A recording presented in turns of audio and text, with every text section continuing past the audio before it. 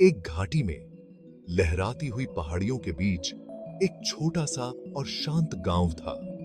बच्चे संकरी पत्थरों वाली सड़कों पर खेलते थे। हवा में ताजी बनी रोटी की मीठी खुशबू थी। यहीं पर इस खुशहाल जगह में चार दोस्त रहते थे।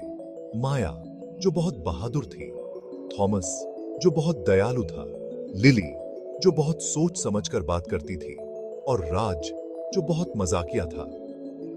एक धूप वाली दोपहर गांव के चौराहे पर लुक्का छिपी खेलते हुए उन्होंने कुछ अजीब सुना। एक बूढ़ा आदमी, जिसकी दाढ़ी लंबी और सफेद थी, बच्चों के एक समूह को कहानी सुना रहा था। कहानी एक जादुई जंगल के बारे में थी। कहा जाता है कि यह जंगल पहाड़ों में बहुत अंदर स्थित है, आम लोगों की नजरों से छिपा हुआ है। बूढ़े आदमी ने बात करने वाले जानवरों, चमकती नदियों और ऐसे पेड़ों के बारे में बताया जिन पर ऐसे फल लगे थे जो धूप जैसे स्वादिष्ट थे। बच्चे बड़ी बड़ी आंखों और खुले मुंह से कहानी सुन रहे थे, कहानी में खोए हुए थे। लेकिन जिस बात ने उनकी रुचि सबसे ज्यादा जगाई, वह बूढ़े आदमी का यह दावा था कि जंगल में एक जादुई रहस्य छिपा है। एक ऐसा रहस्य जिसे सिर्फ वही खोज सकते हैं जो दिल के साफ और इरादों के पक्के हों। जैसे ही सूरज ढलने लगा, गांव पर लंबी परछाइयां पड़ने लगीं। चारों दोस्त अपने पसंदीदा ओक के पेड़ के पास मिले। वे बूढ़े आदमी की कहानी के बारे में धीरे धीरे बातें कर रहे थे। क्या ऐसा जादुई जंगल सच में हो सकता है? उनके मन में जिज्ञासा, कुतूहल उमड़ रहा था। माया, जो हमेशा से एडवेंचर करना पसंद करती थी, ने वह बात कह दी जो सभी के मन में थी।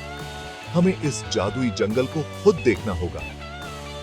दूसरे भी उसके जोश में बह गए और मान गए। अगली सुबह उन्होंने एक बैग में खाना, पानी और अपनी सबसे कीमती चीजें पैक की। थॉमस के लिए एक मैग्नीफाइंग ग्लास, लिली के लिए परियों की कहानियों की एक किताब, राज के लिए एक मजेदार टोपी और माया के लिए एक कंपास। उन्होंने अपने एडवेंचर को बड़ों से गुप्त रखने का फैसला किया, क्योंकि वे जानते थे कि वे उन्हें जाने की इजाजत कभी नहीं देंगे। अपने दिलों में उत्साह और घबराहट के मिश्रण के साथ वे चुपचाप अपने अपने घरों से बाहर निकले और गांव के किनारे पर मिले। सूरजमुखी के एक खेत के पार जंगल था। उनके चमकीले पीले सिर हवा में झूम रहे थे। बूढ़े आदमी के निर्देश रहस्यमय थे। ढलते सूरज का पीछा करो और जब तुम फुसफुसाते हुए जंगल में पहुंचो तो नदी के गीत को सुनो।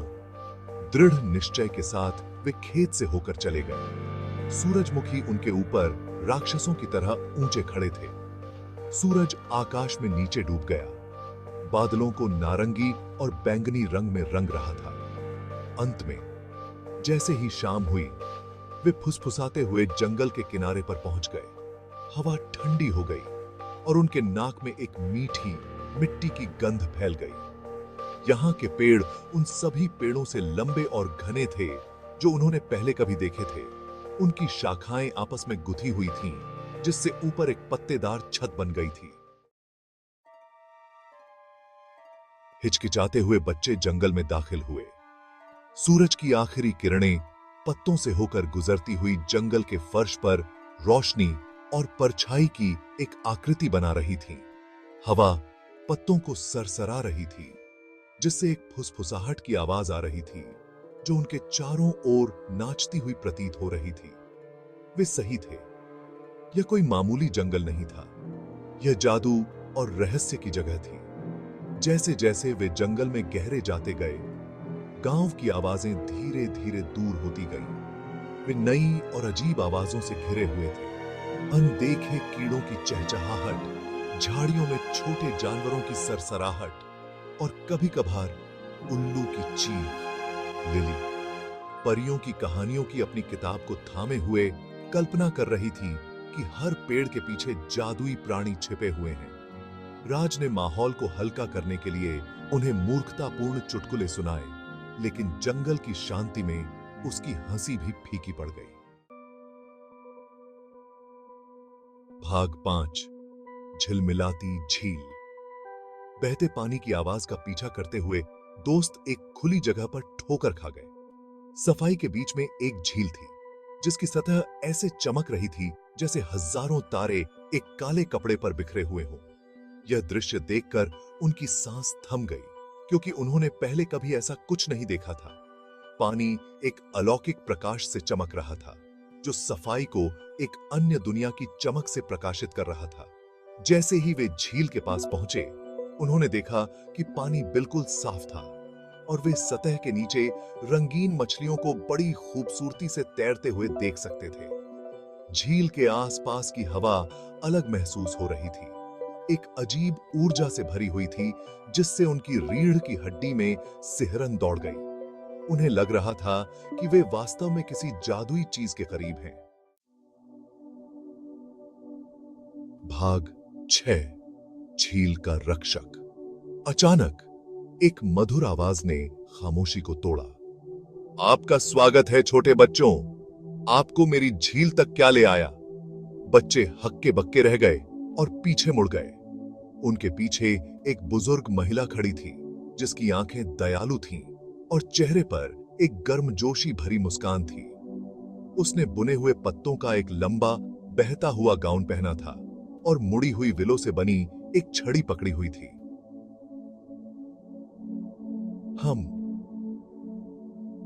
हम जंगल के जादुई रहस्य की तलाश कर रहे हैं, माया ने आगे बढ़ते हुए हकलाते हुए कहा। महिला धीरे से मुस्कुराई। जंगल में कई रहस्य हैं, छोटे, लेकिन इसका जादू सिर्फ उन्हीं पर प्रकट होता है जो शुद्ध हृदय और खुले मन से खोजते हैं। बच्चे एक दूसरे को देखने लगे। उनके दिल उम्मीद से धड़क रहे थे।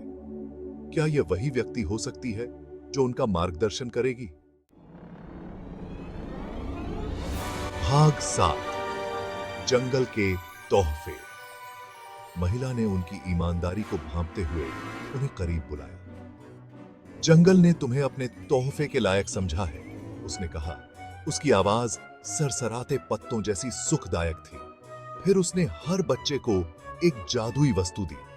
माया को एक ऐसा घूंघट मिला जो उसे अदृश्य बना सकता था, जो अनदेखे खतरों से बचने के लिए एकदम सही था। थॉमस को दस्ताने की एक जोड़ी मिली, जिससे उसे असाधारण ताकत मिली, जो उनके रास्ते में आने वाली बाधाओं को हटाने के लिए उपयोगी थी। लिली को एक ऐसा हार मिला जिसमें एक ऐसा पेंडेंट था जो खतरे के पास होने पर चमकता था, जो उन्हें समय पर चेतावनी देता था। और राज को उसकी खुशी के लिए एक ऐसी टोपी मिली जो बात कर सकती थी। उसकी मजाकिया बातें चुनौतीपूर्ण समय के दौरान उनके हौसले को बुलंद रखती थीं। बच्चे दंग रह गए।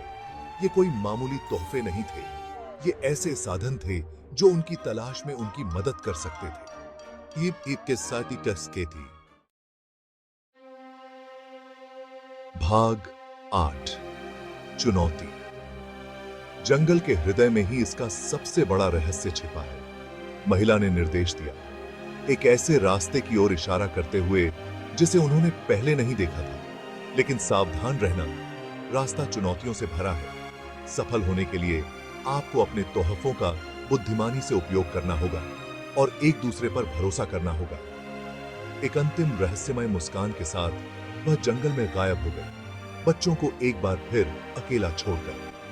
एक गहरी सांस लेते हुए माया ने रास्ता दिखाया। उसका हाथ कंपास को मजबूती से पकड़े हुए था। रास्ता वास्तव में खतरनाक था। गिरे हुए लट्ठों, बहती नदियों और कांटेदार झाड़ियों से भरा हुआ था। लेकिन बच्चे मिलकर काम करते हुए हर बाधा को साहस और चतुराई से पार कर गए। माया ने अपने घूंघट का इस्तेमाल करते हुए खतरे का पता लगाया।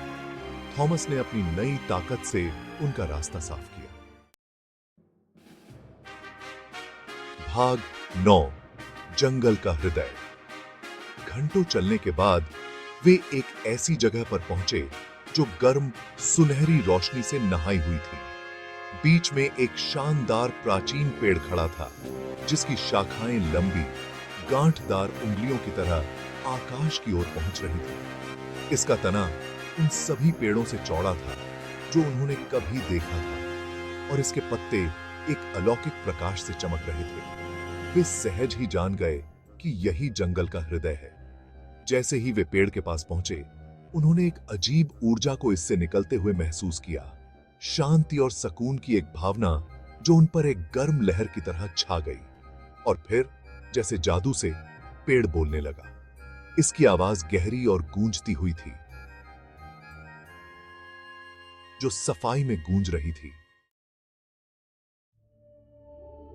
भाग 10 वापसी। बच्चों, आपका स्वागत है। पेड़ गूंज उठा। आपने अपनी यात्रा में बड़ा साहस, दया और बुद्धिमानी दिखाई है। जंगल का असली जादू किसी एक रहस्य में नहीं, बल्कि दोस्ती के बंधन और अज्ञात का सामना करने के साहस में है। बच्चे सुन रहे थे। उनके दिल विस्मय और समझ से भर गए थे। उन्हें एहसास हुआ कि असली खजाना कोई ऐसी चीज नहीं थी जिसे छुआ जा सके, बल्कि वह यात्रा थी जिसे उन्होंने साझा किया और वह सबक जो उन्होंने रास्ते में सीखा। नए ज्ञान और खुशी से भरे हृदय के साथ बच्चे फुसफुसाते हुए जंगल से वापस अपने रास्ते पर चल दिए। उन्होंने झिलमिलाती झील के किनारे जादुई तोहफे छोड़ दिए, यह जानते हुए कि असली जादू उनके भीतर ही रहता है। वे गांव लौट आए, अपने एडवेंचर से हमेशा के लिए बदल गए। वे अपने दिलों में जंगल का रहस्य लिए हुए थे, एक याद दिलाते हुए कि साहस, दया और दोस्ती सबसे बड़े खजाने हैं। और इस तरह उनके एडवेंचर की कहानी गांव के बच्चों के बीच फुसफुसाई जाने वाली एक किंवदंती बन गई। जादू, दोस्ती और उन अजूबों की कहानी जो उन बहादुरों का इंतजार करते हैं, जो उन्हें तलाशने की हिम्मत करते हैं।